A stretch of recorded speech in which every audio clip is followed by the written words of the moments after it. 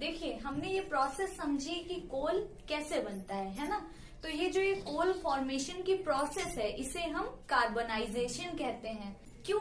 क्योंकि मैंने बताया ये जो ये कोल है या पेट्रोलियम होता है इनमें कार्बन की मात्रा बहुत ज्यादा होती है। ये ऑक्सीजन की एब्सेंस में हाई टेम्परेचर और हाई प्रेशर की वजह से बनते हैं ना, जमीन की लेयर्स के बहुत नीचे, इसलिए इसमें कार्बन की मात्रा बहुत ज्यादा होती है। तो इसीलिए इनके बनने की जो प्रोसेस होती है उसे हम कार्बोनाइजेशन कहते हैं। Carbonisation, the slow process of conversion of dead vegetation into coal under high pressure and temperature is known as carbonisation. ये बहुत ही स्लो प्रोसेस होता है और हाई प्रेशर हाई टेम्परेचर में होता है, ठीक है। As coal contains mainly carbon, और इसे कार्बनाइजेशन इसलिए कहते हैं क्योंकि कोल में मेनली कार्बन होता है। तो यहाँ पे भी देखिए कार्बन, कार्बन बनने की प्रोसेस कार्बनाइजेशन, ठीक है। When heated in air, coal produce carbon dioxide gas mainly. जब कोल को हम एयर में बर्न करते हैं, एयर में ऑक्सीजन है, जब हम ऑक्सीजन की प्रेजेंस में कोल को बर्न करेंगे तो मेनली जो गैस प्रोड्यूस होती है दैट इज कार्बन डाइऑक्साइड। अब देखिए हमें पता ही है कि कोल में मेनली कार्बन होता है, ठीक है, और एयर में ऑक्सीजन है ही है। तो कार्बन जब ऑक्सीजन से रिएक्ट करेगा तो क्या बनाएगा? कार्बन डाइऑक्साइड, जो कि एक गैस है ना। यही गैस प्रोड्यूस होती है और वो एनवायरमेंट में चली जाती है। अंगीठी वगैरह जला करके और पूरी तरीके से घर एकदम सील पैक करके, मतलब पूरी तरीके से एकदम बंद हो जाए, कहीं से भी एयर आने जाने की जगह ना बचे, तो इस तरीके से नहीं मतलब करना चाहिए। अगर पूरी तरीके से बंद हो जाएगा तो जितनी ऑक्सीजन प्रेजेंट है घर के अंदर उतनी ही बचेगी और ऑक्सीजन अंदर आ नहीं पाएगी, है ना। और अंगीठी बराबर जल रही है तो वो जितनी ऑक्सीजन है वो तो उसने यूज कर ली, अब ऑक्सीजन बची नहीं, और अगर लोग अंदर हैं तो वो कार्बन डाइऑक्साइड बराबर प्रोड्यूस कर रहे हैं। तो वो जो वो कोल है फिर वो ऑक्सीजन की एब्सेंस में जब बर्न होगा तो वो कार्बन मोनोऑक्साइड बनाता है और इस तरीके से लोग मर भी सकते हैं। इसीलिए बोला जाता है कि बिल्कुल पूरी तरीके से बंद कमरे के अंदर अंगीठी जलाकर नहीं सोना चाहिए, ठीक है। या फिर आपने देखा होगा कि कई बार क्या होता है, कार में लोग पूरे शीशे वगैरह सब लॉक कर लिया और सब पूरी तरीके से बंद करके सो गए। तो ऐसा भी करने से कई बार ऑक्सीजन की कमी हो जाती है और हमारे सांस लेने से उसमें कार्बन डाइऑक्साइड की मात्रा बढ़ती चली जाती है, तो भी डेथ हो जाती है। इन चीजों का हमें ध्यान रखना चाहिए। अब देखिए, coal is processed in industry to get some useful products. Coal है, इसको जो है इंडस्ट्री में और ज्यादा प्रोसेस करते हैं। इसका जैसे हमने माइनिंग कर ली, इसका खनन किया, अब इसको निकालने के बाद में जो ये सेडिमेंट्री रॉक के फॉर्म में होता है इसको हमने निकाला। अब इसको इंडस्ट्री में ले जा करके इसको और ज्यादा प्रोसेस किया तो उससे और भी यूजफुल प्रोडक्ट्स बनते हैं कोल से। क्या क्या मिलता है हमें? कोक मिलता है, कोल तार मिलता है और कोल गैस मिलती है, ठीक है। अब देखिए आपको ये प्रोडक्ट्स के नेम्स इसलिए याद रखने हैं क्योंकि जब हम पेट्रोलियम की रिफाइनिंग करेंगे तो उसमें भी हमें कुछ प्रोडक्ट्स मिलते हैं। तो हमें ये चीज कंफ्यूज नहीं होना है कि हमें कोल से क्या क्या मिलता है और पेट्रोलियम से क्या क्या मिलता है। आप देखिए याद रखने के लिए आप ये रख सकते हैं, देखिए कोल गैस और कोल टार, इनमें तो कोल का यूज किया गया है तो आपको ये तो याद रहेगा। कोक ये कोल की तरह लग रहा है ना थोड़ा थोड़ा, इसमें भी सीओ है इसमें भी सीओ है, तो आप ऐसे याद रखिएगा। देखते हैं कोक क्या होता है। जो कोक होता है ये कोका कोला वाला कोक नहीं है। इट इज अ टफ, ये टफ होता है लेकिन साथ ही साथ ये पोरस भी होता है, ठीक है। इसमें कई सारे पोर्स होते हैं छोटे छोटे, पोरस ब्लैक सब्सटेंस, और ये भी ब्लैक कलर का होता है, ठीक है। देखिए जो कोल था वो कैसा था? वो हार्ड था, पूरा एक रॉक की तरह था। और जो ये कोक है ये टफ है लेकिन इसमें पोर्स हैं, ये पोरस है। और कोल टार, जिसे आप कोल तार भी कहते हैं, तो ये एक थिक लिक्विड की तरह होता है। ये आपने देखा होगा रोड वगैरह बनाते टाइम कोल तार का यूज किया जाता है, ठीक है। और जो कोल गैस है वो तो गैस के फॉर्म में ही। और it is almost pure form of carbon. ये आपको जरूर याद रखना है, बहुत इंपॉर्टेंट पॉइंट है। जो कोक होता है वो लगभग कार्बन का प्योर फॉर्म होता है, इसमें बहुत ही कम इम्प्योरिटीज होती हैं या फिर नहीं होती हैं, ठीक है। Used in manufacture of steel, steel को बनाने में कोक का यूज करते हैं। Also used in the extraction of many metals, कई सारे मेटल्स को एक्सट्रैक्ट करने में, उनको निकालने में भी कोक का यूज किया जाता है। अब देखते हैं नेक्स्ट प्रोडक्ट है coal tar. It is a black thick liquid with an unpleasant smell. ये ब्लैक कलर का होता है, हमने देख रखा है, और ये थिक लिक्विड होता है, बहुत ही ज्यादा गाढ़ा होता है, और लिक्विड ही होता है लेकिन बहुत ज्यादा गाढ़ा होता है, और इसकी जो स्मेल होती है वो अनप्लीजेंट होती है। It is a mixture of about 200 substances. देखिए ये जो कोलतार है ये सिर्फ एक ही सब्सटेंस नहीं है, ये लगभग 200 सब्सटेंसेस का मिक्सचर होता है। Products obtained from coal tar are used in manufacturing. इससे जो प्रोडक्ट मिलते हैं कोलतार से, ठीक है, वो कई सारी चीजों को बनाने में as a starting material use किया जाता है, जैसे कि सिंथेटिक डाइज में, drugs, explosives, perfumes, plastics, paints, photographic materials etcetera, इन सब में as a starting material use किया जाता है, ठीक है। ऐसे ही कोलतार नहीं, उससे कोलतार से जो प्रोडक्ट्स ऑब्टेन किए जाते हैं, मतलब इससे भी कुछ प्रोडक्ट्स निकाले जाते हैं, उनका यूज किया जाता है। इसमें एक और पॉइंट है, आप ऐसे बना करके लिख लीजिएगा, मैं नेक्स्ट स्लाइड में लिख दे रही हूँ। Naphthalene balls used to repel moths and insects are obtained from coal tar. अब देखिए वो जो नैप्थलीन बॉल्स होती हैं, जो व्हाइट कलर की होती हैं, छोटी छोटी, आपने देखा होगा जब हम न्यू क्लोथ्स लेकर के आते हैं, उनमें भी अक्सर नैप्थलीन बॉल्स पड़ी रहती हैं, उन्हें इंसेक्ट और मॉथ से बचाने के लिए। तो ये भी हमें कोलतार से ही मिलता है। अब आप कहेंगे कि कोलतार तो ब्लैक कलर का लिक्विड था ना, बहुत डार्क सा, तो बेटा वो जो कोलतार होता है उसको और ज्यादा प्रोसेस करके उससे और भी कई सारे प्रोडक्ट ऑब्टेन करते हैं, जैसे हमने पिछली स्लाइड में देखा था ना। तो इसीलिए ये जो नैप्थलीन बॉल्स हैं ये भी कोलतार से ही हमें मिलती हैं, और इनको मॉथ्स या फिर इंसेक्ट को रिपेल करने के लिए, क्योंकि ये टॉक्सिक होती हैं, उनके लिए यूज करते हैं, ठीक है। देखिए जो कोल होता है उसको जब हम एयर की एब्सेंस में हीट करते हैं, कोल को जब हम एयर की एब्सेंस में हीट करेंगे तो हमें कोक मिल जाता है, ठीक है।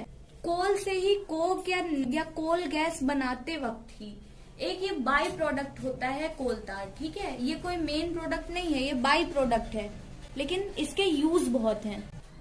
और आपको पता है ये जो ये कोलतार है इसके मेडिकल यूजेस भी हैं, जैसे सोराइसिस, एक्जेमा, डैंड्रफ, इन सब के ट्रीटमेंट में भी कोलतार से बने हुए कुछ प्रोडक्ट्स होते हैं, उनका यूज किया जाता है। अब एक नोट, ये वाला पॉइंट बहुत ज्यादा इंपॉर्टेंट है। दीज डेज बिटुमिन को आप ऐसे ही बॉक्स के अंदर कर दीजिएगा। अब पेट्रोलियम प्रोडक्ट, बिटुमिन क्या है, ये एक पेट्रोलियम का प्रोडक्ट है, ठीक है। ये पेट्रोलियम को और ज्यादा प्रोसेस करने से बनता है। Is used in place of coal tar for metalling the roads. पहले जैसे हम लोग देखते थे ना कि रोड बनाने में कोलतार का यूज किया जाता था, तो अब कोलतार की जगह पे बिटुमिन का यूज किया जाता है। जो ऊपर जो रोड बनाते हैं ऊपर से मेटलिंग की जाती है रोड की, या सरफेसिंग भी इसको कहते हैं, ग्रे कलर का वो बिछाया जाता है ना, तो वो अब बिटुमिन का यूज किया जाता है कोलतार की जगह पे। अब हम देखते हैं कोल गैस।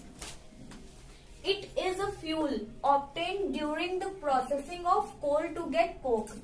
जब हम कोल से कोक प्राप्त करने के लिए जो उसकी प्रोसेसिंग कर रहे होते हैं, यानी कि एयर की एब्सेंस में जब हम कोल को हीट करके कोक बना रहे होते हैं, उसी टाइम जो गैस निकलती है, देखिए ये है, आपको कंफ्यूज नहीं होना है, जैसे ये कोल है, ठीक है, यहाँ पे एयर की एब्सेंस है, यहाँ पे एयर नहीं है, और इसको हमने क्या किया है, यहाँ पे मान लीजिए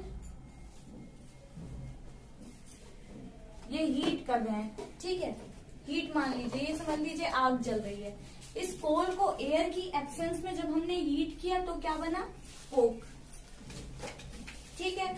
और इस टाइम पे ये ये कोल से जो कोक बनने के टाइम पे जो गैस निकलेगी, यहाँ पे एक गैस निकलेगी, वो होगी कोल गैस। वो गैस जो होगी वो कोल गैस होगी। और कोल गैस, कोक, ये मेन प्रोडक्ट है। कोक सबसे मेन प्रोडक्ट है और कोल गैस भी है। और इसी टाइम पे एक और प्रोडक्ट साथ में बन जाता है जो मेन प्रोडक्ट नहीं है लेकिन साथ में बन जाता है, वो होता है कोल tar। तो ऐसे करके ये तीनों चीजें बनती हैं। ठीक है, आई होप आपको अब ये समझ में आ गया होगा कि ये कैसे बनती हैं। Coal gas is used as fuel in many industries. ये कोल गैस का भी एज अ फ्यूल यूज किया जाता है कई सारी इंडस्ट्रीज में, ऐसी इंडस्ट्रीज में जो कोल प्रोसेसिंग प्लांट के पास में लगी होती हैं। तो ऐसी इंडस्ट्रीज में फ्यूल के लिए कोल गैस का यूज करते हैं।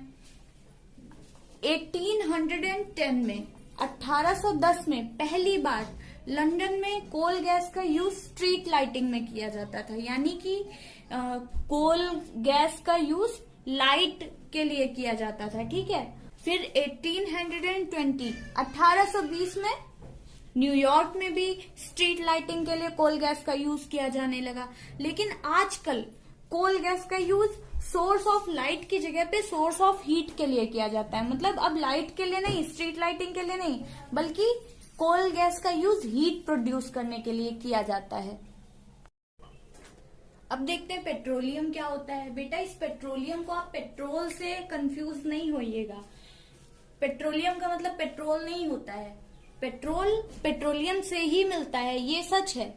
लेकिन जो पेट्रोलियम होता है वो पूरा पेट्रोल ही नहीं होता है, उससे और भी सारे प्रोडक्ट्स बनते हैं। और पेट्रोलियम का मतलब होता है रॉक ऑयल। अब देखते हैं क्या होता है। Petroleum dark oily liquid fuel. ये डार्क कलर का होता है और ऑयली होता है, ये लिक्विड फ्यूल होता है। ठीक है, petrol and diesel are obtained from a natural resource called petroleum. ये जो पेट्रोल और डीजल है ये पेट्रोलियम से ही मिलते हैं। ठीक है, और ये जो पेट्रोलियम है ये एक नेचुरल रिसोर्स है और ये कैसा, एग्जॉस्टिबल है, क्योंकि ये लिमिटेड है, इसका जो अमाउंट है वो लिमिटेड है। ठीक है, ये 2 वर्ड से मिलकर के बना है। पेट्रा, पेट्रा मीन्स होता है रॉक, प्लस ओलियम, ओलियम का मतलब होता है ऑयल। तो पेट्रोलियम का मतलब क्या हो गया, इसका मतलब हो गया रॉक ऑयल। और इसको रॉक ऑयल इसलिए कहते हैं as it is mined from between the rocks under the earth, क्योंकि जमीन के नीचे से जो रॉक्स होती हैं उनके बीच से इस तेल को निकाला जाता है, इसीलिए इसको हम रॉक ऑयल कहते हैं, इसीलिए इसका नाम पेट्रोलियम पड़ा है। ठीक है, अब नोट वाला पॉइंट देख लेते हैं। आप ऐसे ही नोट करके लिख लीजिएगा। ये अभी भले ही आपके लिए ये नोट वाला पॉइंट इम्पोर्टेंट ना हो एग्जाम के लिए, लेकिन ये आगे जो आप हायर लेवल पे एग्जाम देते हैं उनके लिए इम्पोर्टेंट है, इसलिए आप इनको जरूर लिख लीजिए। जैसे होता है ना कि छोटा बच्चा, जब बहुत छोटा बच्चा होता है तो उसको नोट से ज्यादा क्या, कॉइन पसंद आता है ना, क्योंकि वो शाइनी होता है, वो चमकदार होता है। लेकिन बाद में जब वो बड़ा हो जाता है तब उसको नोट की वैल्यू समझ आती है। तो बिल्कुल उसी तरीके से, इसीलिए इसको हम नोट पॉइंट बोलते हैं। The world's first oil well was drilled in Pennsylvania, जो कि यूएसए में है, इन 1859। जो दुनिया का सबसे पहला तेल का कुआं खोदा गया था वो यूएसए के पेंसिल्वेनिया में खोदा गया था 1859 में। ठीक है, और फिर 8 years लेटर, 8 सालों के बाद जाकर के इन 1867 oil was struck eight Makum इन असम। 8 सालों के बाद में माकुम, असम में ये एक जगह है माकुम, वहां पे पता लगा कि हाँ यहाँ पे ऑयल डिपॉजिट्स हैं। इंडिया में ऑयल वेल कब खोदा गया, 1867 में। कहा, असम के माकुम में। उसी के आगे आप एक और पॉइंट लिख लीजिए। In India oil is found in Assam, Gujarat, Mumbai high and in the river basins of Godavari and Krishna. India में ये पेट्रोलियम ऑयल कहाँ कहाँ मिलता है, असम में, गुजरात में, मुंबई हाई में, इन जगहों पे जमीन से ऑयल निकाला जाता है। और कहाँ कहाँ पे, river basin of Godavari and Krishna. Godavari को हम दक्षिण गंगा भी कहते हैं, है ना। तो गोदावरी और कृष्णा के रिवर बेसिन से भी पेट्रोलियम निकाला जाता है। और वर्ल्ड में ऑयल वेल्स कहाँ पे मिलते हैं? सऊदी अरेबिया में, इराक में, ईरान में, इन जगहों पे तेल के कुएं मिलते हैं। अब हम देखते हैं कि ये पेट्रोलियम बनता कैसे है। देखिए, मैं जब आपको कोल फॉर्मेशन की प्रोसेस समझा रही थी तो मैंने बताया था कि पेट्रोलियम के भी फॉर्मेशन की प्रोसेस सेम ही है, लेकिन फर्क सिर्फ इतना है कि पेट्रोलियम सी बेड में बनता है। ठीक है, जो लिविंग ऑर्गेनिज्म समुद्र में पाए जाते थे, उनके मर जाने से और उनके सी बेड में, समुद्र की तलहटी में वो जाकर के डिपॉजिट हो गए और उनके ऊपर सैंड और क्ले आती गई, डिपॉजिट होती गई और धीरे धीरे करके वहां पे एयर की एब्सेंस में हाई टेम्परेचर, हाई प्रेशर की वजह से वो पेट्रोलियम में बदल गए। ये भी बहुत ही स्लो प्रोसेस होता है। अब आप देखिए, यहाँ पे आपको ये एक समुद्र दिख रहा होगा ना, ये भी लगभग 300 to 400 मिलियन ईयर्स एगो पहले ये समुद्र था। आपको पता ही है कि अर्थ में मतलब कई सारे चेंजेस होते रहते हैं।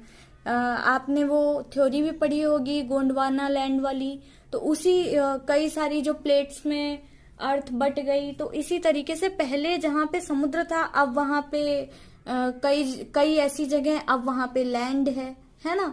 और कई जगह पे जहां पे लैंड था वहां पे अब समुद्र है। तो ये चेंजेस अर्थ में आते रहते हैं। तो लगभग 300 to 400 मिलियन ईयर्स एगो ये देखिए, ये आपको ओशन दिख रहा है।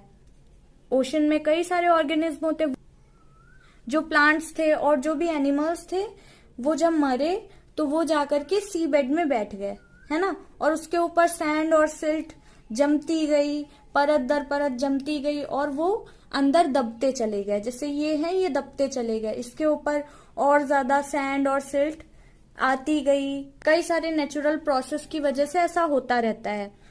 तो ये अर्थ की लेयर्स के नीचे दब गए। ऊपर समुद्र था, नीचे वो डिपॉजिट होते गए, उसके ऊपर क्ले है, सैंड है, सिल्ट है, ये सब जमता चला गया। ठीक है, तो अर्थ के नीचे बहुत ज्यादा हाई प्रेशर और हाई टेम्परेचर और एयर की एब्सेंस की वजह से वो बहुत धीरे धीरे कई सालों बाद धीरे धीरे वो पेट्रोलियम ऑयल और पेट्रोलियम गैस में चेंज हो गए, है ना। अब देखिए, ऊपर की तरफ उनके ऊपर जम जाने वाली वो रॉक्स हैं, है ना, रॉक्स हैं, सैंड और सिल्ट है। तो उन लेयर्स के बहुत नीचे ये रॉक्स के ही बीच में पेट्रोलियम ऑयल बन गया है। वही वो डेड रिमेन्स थे ना, जो सी में पाए जाते थे, जो सी बेड में जम गए थे, वही धीरे धीरे पेट्रोलियम ऑयल बन गए। और उनके डिकम्पोजिशन से जो गैस निकलती थी वो पेट्रोलियम गैस बन गई। ठीक है, और वो जाकर के रॉक की लेयर्स में, अर्थ के बहुत नीचे रॉक की लेयर्स में डिपॉजिट हो गए। अब देखिए, आपकी बुक में एक ये भी डायग्राम दिया हुआ है, इसमें आपको दिखाया गया है कि ये पहले सी होता होगा, ठीक है, और सी में जो भी एनिमल्स थे वो नीचे जाकर के दब गए। ये वाली रिजर्वॉयर रॉक है।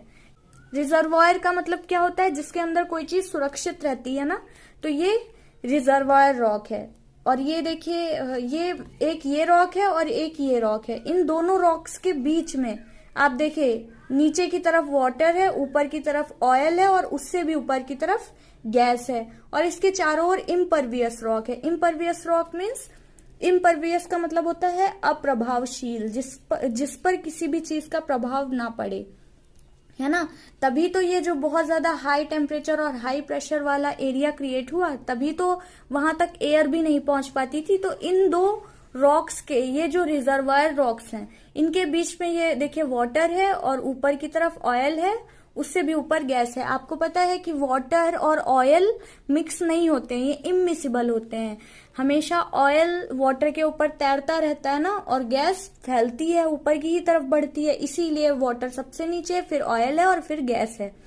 ये देखिए, ये 3 वेल्स दिखाए गए हैं। ये पहला वाला जो ये सी वाला वेल है, ये वाटर निकालने के लिए है, वो उतनी गहराई में खोदा गया है, ठीक है। और ये जो ये बी वाला वेल है, ये बी वाला वेल आपको दिख रहा होगा, ये पेट्रोलियम ऑयल निकालने के लिए है। और ये जो ये सी वाला वेल है, ये पेट्रोलियम गैस को निकालने के लिए है, ठीक है। ऐसे ही वेल्स होते हैं, ऑयल वेल्स होते हैं। अब देखते हैं रिफाइनिंग ऑफ पेट्रोलियम। पेट्रोल को कुआं खोद करके हमने निकाल लिया, फिर उसकी रिफाइनिंग की जाती है, उसका निष्कर्षण किया जाता है, मींस उसको यूज के लायक बनाते हैं और उसको प्रोसेस करते टाइम उससे और भी कई सारे प्रोडक्ट्स निकाले जाते हैं जिनका हम डिफरेंट कामों के लिए यूज करते हैं, ठीक है। पेट्रोलियम हमें पता है क्या है, ये डार्क कलर का होता है, ऑयली लिक्विड होता है और अनप्लीजेंट ऑर्डर वाला होता है, मींस बहुत ही गंदी सी गंध होती है। लेकिन कुछ लोग को पेट्रोल की जो स्मेल होती है वो अच्छी लगती है ना। The process of separating various constituents of petroleum is known as refining. जो पेट्रोलियम होता है उसमें और भी कई सारी चीजें होती हैं, ठीक है, उसको प्रोसेस करते हैं। प्रोसेस करने के बाद में उस पेट्रोलियम से कई सारी चीजें निकाली जाती हैं, उसके जो कई सारे कॉन्स्टिट्यूएंट हैं उनको अलग किया जाता है। जैसे कि कौन कौन से कॉन्स्टिट्यूएंट, लाइक पेट्रोलियम गैस। देखिए वहां पे कोल से जो हमें गैस मिल रही थी वो थी कोल गैस, और यहाँ पेट्रोलियम से जो हमें गैस मिल रही है ये है पेट्रोलियम गैस। कंफ्यूज नहीं होना है, ठीक है। Petrol, diesel, lubricating oil. Lubricating oil means जो ग्रीस वगैरह होती है वो मिलती है। Paraffin wax etcetera. Paraffin wax, अब देखिए एक वैक्स हम लोग को हनी बी के छत्ते से एक वैक्स मिलता है, ठीक है, और ये पैराफिन वैक्स है।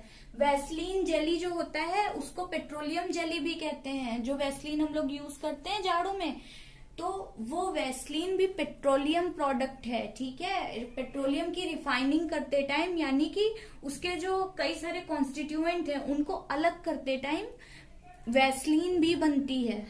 अब ये जो ये रिफाइनिंग वाला प्रोसेस है ये कहाँ पे किया जाता है, पेट्रोलियम रिफाइनरी में। पेट्रोलियम रिफाइनरी में। अब देखिए मथुरा ऑयल रिफाइनरी के बारे में हम सभी जानते हैं, वहां पे भी पेट्रोलियम की रिफाइनिंग की जाती है। और इंडिया में जो लार्जेस्ट ऑयल रिफाइनरी है वो गुजरात के जामनगर में है, ठीक है। अब देखिए फिर से नोट पॉइंट आ गया। अब हम पढ़ते हैं पेट्रोकेमिकल्स। बेटा ऐसे जो भी प्रोडक्ट्स होते हैं जो हमें पेट्रोलियम से मिलते हैं, ठीक है, वो होते हैं petrochemicals. Many useful substances are obtained from petroleum and natural gas are known as petrochemicals. कई सारे यूजफुल प्रोडक्ट्स होते हैं जो पेट्रोलियम और नेचुरल गैस से हमें मिलते हैं, वही होते हैं पेट्रोकेमिकल्स, ठीक है। अब इनका यूज कहाँ करते हैं, आपको याद आ रहा होगा कि हमने सिंथेटिक फाइबर वाले चैप्टर में पढ़ा था। Use in making of detergents, detergents बनाने में। Making synthetic fibres like nylon, polyester, acrylic etcetera. ये जो भी सिंथेटिक फाइबर्स थे वो किससे बन रहे थे, पेट्रोकेमिकल्स से, ठीक है, यानी पेट्रोलियम उत्पाद से बन रहे थे। पॉलीथीन, पॉलीथीन भी बनाई जाती है। कई टाइप के प्लास्टिक्स भी पेट्रोकेमिकल्स से बनाए जाते हैं। Hydrogen gas obtained from natural gas, जो नेचुरल गैस से हाइड्रोजन गैस मिलती है, ठीक है, is used in the production of fertilisers. उस हाइड्रोजन गैस का यूज कई सारे फर्टिलाइजर्स को प्रोड्यूस करने में करते हैं, जैसे कि यूरिया है। यूरिया में जिस हाइड्रोजन गैस का यूज किया जाता है वो हमें नेचुरल गैस से मिलती है। Petroleum is also called black gold. Petroleum को ब्लैक गोल्ड भी कहते हैं, क्यों, क्योंकि इसका कमर्शियल इंपॉर्टेंस बहुत ज्यादा है, इसीलिए हम इसे ब्लैक गोल्ड कहते हैं। ये बहुत ही ज्यादा कीमती नेचुरल रिसोर्स है, ठीक है। जैसे कि प्लैटिनम को व्हाइट गोल्ड कहते हैं ना, वो गोल्ड से भी ज्यादा कीमती होता है, ऐसे ही ये जो पेट्रोलियम है इसे हम ब्लैक गोल्ड कहते हैं। अब देखिए आपकी बुक में एक टेबल बनी हुई है। पेट्रोलियम को रिफाइन करके हम जो भी प्रोडक्ट्स मिल रहे थे हमें, उन प्रोडक्ट्स के नेम दिए हुए हैं, यानी कॉन्स्टिट्यूएंट ऑफ पेट्रोलियम, और उनके क्या क्या यूजेस हैं ये दिए हुए हैं। आइए देख लेते हैं। फर्स्ट इज, इस साइड मैंने सीरियल नंबर डाला हुआ है, ये कॉन्स्टिट्यूएंट है पेट्रोलियम की। पेट्रोलियम को रिफाइन करने के बाद जो जो हमें प्रोडक्ट मिलते हैं उनके नेम्स हैं और ये उनका यूजेस है, ठीक है। First is liquefied petroleum gas, LPG. LPG हमें पता ही है कि जो हमारे घरों में जो गैस सिलेंडर आते हैं उनमें क्या भरी होती है, एलपीजी। तो इसका होम में और इंडस्ट्री में एज अ फ्यूल यूज करते हैं, खाना वगैरह बनाते हैं ना हम लोग। Next is petrol. पेट्रोल का भी यूज हमें पता है। बेटा एक चीज देखिए, ध्यान रखिए, जो हैवी व्हीकल होते हैं लाइक ट्रैक्टर हैं, ट्रक हैं, तो जो भी हैवी व्हीकल होते हैं उनमें डीजल का यूज किया जाता है, ठीक है। और जो हल्के व्हीकल होते हैं, जो लाइट व्हीकल होते हैं, जैसे कि मोटरसाइकिल है, स्कूटी है, स्कूटर, कार, तो इनमें पेट्रोल का यूज किया जाता है, ठीक है। तो पेट्रोल मोटर फ्यूल है, यानी ट्रांसपोर्ट में यूज करते हैं। एविएशन फ्यूल भी है। Solvent for dry cleaning, dry cleaning में भी जिस सॉल्वेंट का यूज किया जाता है वो है पेट्रोल, ठीक है। अब देखते हैं केरोसिन। केरोसिन मिट्टी का तेल, हमें पता है कि जो स्टोव वगैरह पे पहले जब खाना बनता था तो उसमें फ्यूल फॉर स्टोव, वहां पे केरोसिन का यूज किया जाता था। पहले आपने लालटेन देखी होगी जिसे लैंटर्न कहते हैं इंग्लिश में, वो वाली वो लैंटर्न और लैम्प, जो स्ट्रीट लाइट में भी पहले जो लैम्प्स लगी होती थी उनमें भी केरोसिन का यूज किया जाता है। एंड फॉर जेट एयरक्राफ्ट, जो जेट एयरक्राफ्ट में जो जेट फ्यूल होता है वो केरोसिन बेस्ड फ्यूल होता है, ठीक है। केरोसिन का ही यूज करके उस फ्यूल को बनाते हैं जो जेट फ्यूल होता है, ठीक है। डीजल, ये एक इम्पॉर्टेंट चीज है, आपको ये याद रखनी है कि जेट एयरक्राफ्ट में जो फ्यूल यूज होता है वो केरोसिन होता है, केरोसिन बेस्ड ही होता है। Next is diesel. डीजल का use fuel for heavy motor vehicles, जो हैवी, जैसे मैंने अभी बताया आपको, और इलेक्ट्रिक जनरेटर्स में डीजल का यूज किया जाता है। अब देखते हैं लुब्रिकेटिंग ऑयल, ग्रीस, तो उसका यूज लुब्रिकेशन के लिए किया जाता है। जो मशीन वगैरह होती हैं उसमें हम लोग ग्रीस वगैरह लगाई जाती है ना, जिससे उसकी आसानी से वर्किंग हो सके, तो लुब्रिकेशन के लिए ग्रीस का यूज करते हैं। ये सारे पेट्रोलियम प्रोडक्ट ही हैं, अभी और हैं, देखते हैं। अब देखिए number 6 is paraffin wax. Paraffin wax का यूज ऑइंटमेंट्स, देखिए चोट पे लगाने वाले कई सारे जो जेल वगैरह होते हैं उनमें यूज करते हैं, कैंडल्स बनाने में, वैसलीन एक्सेट्रा। मैंने बताया वैसलीन पेट्रोलियम जेली कहते हैं। और नंबर 7 इज बिटुमिन। बिटुमिन का पेंट्स में यूज करते हैं, रोड सरफेसिंग, मैंने रोड मेटलिंग में बताया था कि बिटुमिन का यूज करते हैं। पहले जहां पे कोलतार का यूज करते थे, अब वहां पे बिटुमिन का यूज करते हैं, ठीक है। और आपको ये याद रखना है कि ये कोल से नहीं मिलता है, ये एक पेट्रोलियम प्रोडक्ट है, ठीक है। बिटुमिन एक पेट्रोलियम प्रोडक्ट है। अब हम देखते हैं नेचुरल गैस। आपकी बुक में वो डायग्राम था ना जिसमें नीचे की तरफ वाटर था, रॉक्स के बीच में नीचे की तरफ वाटर था, उसके ऊपर ऑयल वाला लेयर था, वो जो ऑयल था वो था पेट्रोलियम ऑयल, और उसके ऊपर जो वो गैस वाली लेयर थी, उसके ऊपर जो गैस थी वो थी नेचुरल गैस, ठीक है। नेचुरल गैस को भी वेल वगैरह बना करके निकालते हैं। तो अब हम नेचुरल गैस के बारे में पढ़ते हैं। It is a very important fossil fuel, ये बहुत इंपॉर्टेंट फॉसिल फ्यूल है। क्यों? Because it is easy to transport through pipelines. इसका सबसे जो बड़ा फायदा है वो ये है कि इसको हम पाइपलाइंस के थ्रू इजीली ट्रांसपोर्ट कर सकते हैं, ठीक है। अब देखिए, it is stored under high pressure as compressed natural gas, CNG. ये नेचुरल गैस है, जब इसे हम बहुत ही ज्यादा हाई प्रेशर में उसको स्टोर करते हैं तब वो कंप्रेस्ड नेचुरल गैस हो जाती है, ठीक है। जब बहुत ज्यादा उस पर प्रेशर लगा करके और उसको स्टोर करेंगे तो वो कंप्रेस्ड नेचुरल गैस बन जाती है, जिसे हम सीएनजी कहते हैं। और सीएनजी के बहुत सारे फायदे हैं। It is used for power generation, इसका यूज पावर जनरेशन के लिए किया जाता है। ये भी एक फ्यूल है और ये बहुत ही अच्छा फ्यूल है क्योंकि ये कम पोल्यूशन करता है। CNG is now used as a fuel for transport vehicles. जो व्हीकल्स होते हैं उनमें भी आजकल जो डीजल पेट्रोल होता है उसकी जगह पे सीएनजी का यूज किया जाता है क्योंकि ये लेस पॉल्यूटिंग होते हैं, ठीक है। It is a cleaner fuel, ये एक क्लीनर फ्यूल भी है। India has vast reserves of natural gas. India में नेचुरल गैस के बहुत सारे रिजर्व्स हैं। It is found in Tripura, Rajasthan, Maharashtra and in Krishna Godavari delta. इन जगहों पे इसके रिजर्व्स इंडिया में पाए जाते हैं। अब देखिए, इसको हम डायरेक्टली पाइपलाइन के थ्रू ट्रांसपोर्ट कर सकते हैं, तो ये इस फ्यूल का एक बहुत बड़ा एडवांटेज है। ऐसी ही पाइपलाइन का नेटवर्क गुजरात के वडोदरा में है और दिल्ली के भी कुछ पार्ट्स में ऐसा पाइपलाइन नेटवर्क है। वहां पे पाइप के थ्रू इस नेचुरल गैस को ट्रांसपोर्ट करते हैं वेरियस पर्पस के लिए। कई सारी अदर कंट्रीज भी हैं जहां पे, जैसे जो पोलर रीजन के काफी पास है, तो वहां पे भी इसका वाइड लेवल पे यूज किया जाता है। उनको मतलब कि पाइपलाइन के थ्रू घरों में पहुंचाते हैं और उस नेचुरल गैस का वो लोग हीट प्रोड्यूस करने के लिए यूज करते हैं, क्योंकि वहां पे बहुत ज्यादा ठंडक रहती है ना जो पोलर रीजन के पास है। और नेचुरल गैस का कई सारे केमिकल्स और फर्टिलाइजर्स बनाने में स्टार्टिंग मटेरियल की तरह भी यूज किया जाता है। ठीक है, जो फर्टिलाइजर्स होते हैं या अदर केमिकल्स होते हैं उनमें as a starting material natural gas का यूज करते हैं। और इसमें सबसे ज्यादा मात्रा में क्या होता है, यानी जो इसका मेन कॉन्स्टिट्यूएंट है वो है मीथेन। आप ये पॉइंट चाहें तो लिख सकते हैं कि नेचुरल गैस का जो मेन कॉन्स्टिट्यूएंट है वो होता है मीथेन। इसमें कार्बन भी पाया जाता है, कार्बन भी होगा, हाइड्रोजन भी होगा, लेकिन इसका मेन कॉन्स्टिट्यूएंट होता है मीथेन।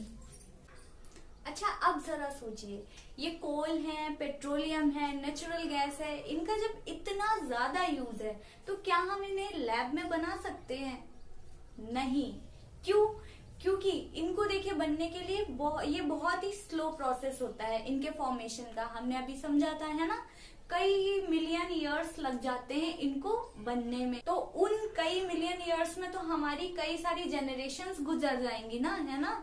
और दूसरी चीज ये है कि इनको बनने के लिए जो कंडीशंस चाहिए, लाइक बहुत ही ज्यादा हाई टेम्परेचर, बहुत ही ज्यादा हाई प्रेशर और एयर की भी एब्सेंस है ना, तो ये सारी जो कंडीशंस थी, तो ये सारी कंडीशंस लैब में प्रोवाइड करा पाना पॉसिबल नहीं है। तो यही कारण है कि हम इन्हें लैब में नहीं बना सकते हैं। और अब जो रिसोर्स, जो ये रिजर्व्स हैं इनके, यानी कि जो पहले से बन चुके हैं, जो ये फ्यूल, जो फॉसिल फ्यूल्स पहले से बन चुके हैं, वो मिलियन ईयर्स है वो बने हुए हैं। ठीक है, अब हमारे पास उनके जो रिजर्व्स हैं वो तो लिमिटेड ही है ना। अगर हम इनको बहुत ज्यादा यूज कर डालेंगे तो ये खत्म हो जाएंगे। और जो रिजर्व है वो भी लिमिटेड है, मतलब इतना ज्यादा नहीं है कि बहुत हजारों सालों साल चलते रहें। तो इनका हमें बहुत वाइजली यूज करना चाहिए। इनके रिजर्व्स भी लिमिटेड हैं और हम लैब में भी नहीं बना सकते हैं, इसीलिए तो। और इनको बनने में भी बहुत लंबा टाइम लगता है, इसीलिए तो ये एग्जॉस्टिबल रिसोर्सेज है ना। कई सारे नेचुरल रिसोर्स हमने पढ़े थे जो एग्जॉस्टिबल होते हैं, यानी वो है नेचुरल, लेकिन उनका जो अमाउंट है वो लिमिटेड है और उन्हें हम बना नहीं सकते हैं। जैसे कि हमने क्या पढ़ा था, फॉरेस्ट है, वाइल्ड लाइफ है, मिनरल्स हैं, कि कोल, पेट्रोलियम, नेचुरल गैस, तो ये सारी चीजें एग्जॉस्टिबल हैं। तो इनका हमें बहुत ही वाइजली यूज करना चाहिए, इन्हें हमें वेस्ट बिल्कुल भी नहीं करना चाहिए और जहां पे जरूरी लगे बस वहीं पे ही यूज करना चाहिए। अब देखिए हमने क्या पढ़ा कि ये कोल है, पेट्रोलियम है, इनमें कार्बन की मात्रा बहुत ज्यादा होती है ना। कार्बन की मात्रा अब इनमें बहुत ज्यादा है तो ये बहुत पोल्यूशन करते हैं। अब जैसे इनको जलाने से जो भी धुआं, इनके बर्निंग से जब ये जलते हैं तभी तो ये हमें हीट और एनर्जी देते हैं ना। तो इनके बर्न होने से कार्बन डाइऑक्साइड गैस बनती है और वो पोल्यूशन भी करती है, एयर पोल्यूशन करती है। और तो और इनको अगर हम बहुत ज्यादा जलाते हैं ना तो वो ग्लोबल वार्मिंग भी क्रिएट करता है। तो इसीलिए इनका हमें सिर्फ जब जरूरत है तभी यूज करना चाहिए और बहुत ही वाइजली यूज करना चाहिए। जहां पे हम इनकी जगह पे और कोई चीज का यूज कर सकते हैं तो वहां पे इनका अल्टरनेटिव जो भी है हमारे पास उसका यूज करना चाहिए। जैसे कि अब सीएनजी यूज होने लगी है व्हीकल्स में, है ना, धीरे धीरे। अब जैसे पहले क्या होता था, अंगीठी पे खाना बनता था, उसमें कोयला वगैरह बहुत ज्यादा जलाया जाता था। अब एलपीजी गैस सिलेंडर का यूज किया जाता है। पहले क्या होता था, आग वगैरह तापने के लिए भी कोयला, लकड़ी, ये सारी चीजें जलाई जाती थी, है ना। अब क्या होता है, हीटर्स आ गए हैं। अब देखिए ये हमारे पास लिमिटेड है, ठीक है। तो इंडिया में PCRA, petroleum conservation research association, PCRA आपकी बुक में दिया है, आप फिर से पढ़ लीजिएगा। मैं एक और बार रिपीट कर दे रही हूँ, पेट्रोलियम कंजर्वेशन रिसर्च एसोसिएशन। उसने कुछ गाइडलाइंस जारी की हैं कि हमें कुछ चीजों का, हमें ड्राइव करते समय कुछ चीजों का, कुछ रूल्स को फॉलो करना चाहिए, जिनको फॉलो करके हम इनको बचा सकते हैं, है ना। जैसे कि एक कांस्टेंट स्पीड रखनी चाहिए। जैसे हम अक्सर क्या करते हैं कि स्पीड एकदम घटा दी, एकदम बढ़ा दी, तो उससे क्या होता है, इसका वेस्टेज होता है। तो जहां तक हो सके कांस्टेंट स्पीड पे ड्राइव करना चाहिए। और जैसे ट्रैफिक सिग्नल्स हैं या हम कुछ लेने लगते हैं, तभी भी हमारी जो इंजन है वो चालू रहता है ना, ये नहीं करना चाहिए। अब जैसे ट्रैफिक सिग्नल पे हम रुके हुए हैं या हम कुछ ले रहे हैं या किसी से बात कर रहे हैं, तो हम उस टाइम पे इंजन को बंद कर दें, उससे भी उसका कंजर्वेशन होगा पेट्रोलियम का, है ना। और क्या कर सकते हैं, जो टायर का जो प्रेशर होता है वो प्रॉपर रहना चाहिए। टायर प्रेशर अगर प्रॉपर रहेगा तो फिर इंजन पे कम दबाव पड़ेगा, कम लोड पड़ेगा, और इससे भी हम पेट्रोलियम को कंजर्व कर सकते हैं। और टाइम टाइम पे हमें व्हीकल को मेंटेनेंस के लिए ले जाना चाहिए, ये तो बहुत ही जरूरी है। जैसे होता है ना कि बैटरी अगर खराब हो जाती है, जो इन्वर्टर की बैटरीज होती हैं, अगर वो खराब हो जाती हैं तो वो ज्यादा लोड नहीं ले पाती हैं, वो इलेक्ट्रिसिटी ज्यादा खींचेंगी, लेकिन बहुत ही जल्दी वो डिस्चार्ज हो जाती है ना। तो सेम टू सेम ऐसे ही है। अब जैसे गाड़ी है, उस पे हम बहुत ज्यादा, मतलब हम उसे मेंटेनेंस के लिए नहीं ले जा रहे हैं काफी टाइम से, तो वो खराब हो गई है, उसकी जो लाइफ है वो उसकी जो लाइफ है वो पार हो चुकी है, वो क्रॉस हो चुकी है। तो वो क्या करेगी, वो पेट्रोल ज्यादा खाएगी, वो डीजल या पेट्रोल ज्यादा खाएगी, लेकिन उतना हमें माइलेज नहीं देगी। तो इसीलिए हमें व्हीकल्स की प्रॉपर मेंटेनेंस भी कराना चाहिए। तो ये 3 to 4 गाइडलाइंस हैं, ये इंडिया में PCRA की तरफ से हैं, जिन्हें हम फॉलो करके पेट्रोलियम प्रोडक्ट्स को कंजर्व कर सकते हैं। तो इसी के साथ हमारा ये चैप्टर कंप्लीट होता है। आई होप आपको सारे पॉइंट्स अच्छे से समझ आ गए होंगे, लेकिन फिर भी अगर आपको कोई भी डाउट है, कोई भी क्वेरी है, तो आप प्लीज मुझे कमेंट बॉक्स में कमेंट करिएगा। और अगर आपको वीडियो पसंद आई हो तो प्लीज वीडियो को लाइक कीजिए, चैनल को सब्सक्राइब कीजिए एंड अपने फ्रेंड्स के साथ शेयर कीजिए। Thank you.